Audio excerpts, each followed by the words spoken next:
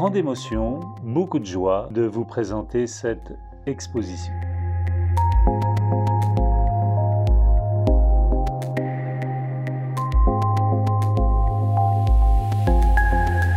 Scènes douloureuses et parfois horribles se déroulent en France sans que la France soit responsable.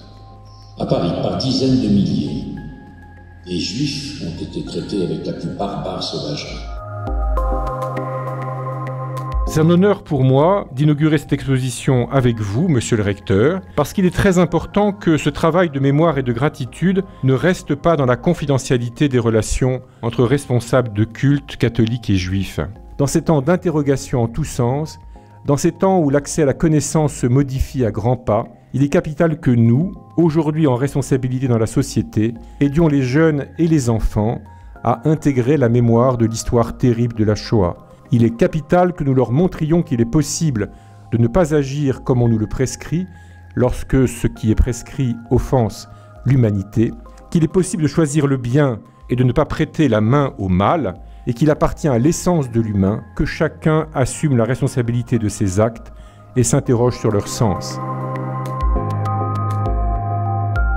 Comme le dit le Talmud, les maximes des pères, Kacha omrim pirkei avot, bimkom chez en ish, ishtadel yeh ish.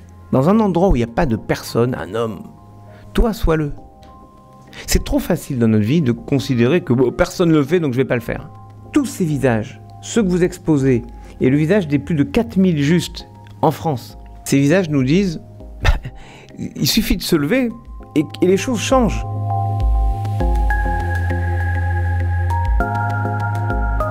C'est l'intervention individuelle de Monseigneur Saliège qui fait que, effectivement, le gouvernement de Vichy est informé d'une sorte de réprobation passive qui est en train de naître dans le pays et qui fait que les autorités de Vichy vont résister pour la première fois aux autorités allemandes.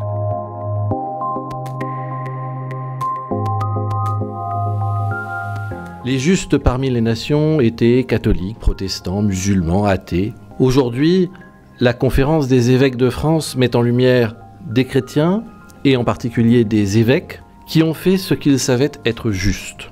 Par cette exposition, ils leur rendent hommage, et nous nous joignons avec fierté à eux.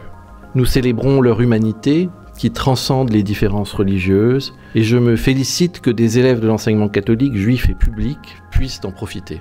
C'est l'occasion de rappeler la véritable définition de la laïcité, non pas le rejet de la religion, mais le respect des croyances individuelles et l'absolue neutralité de l'État à leur égard.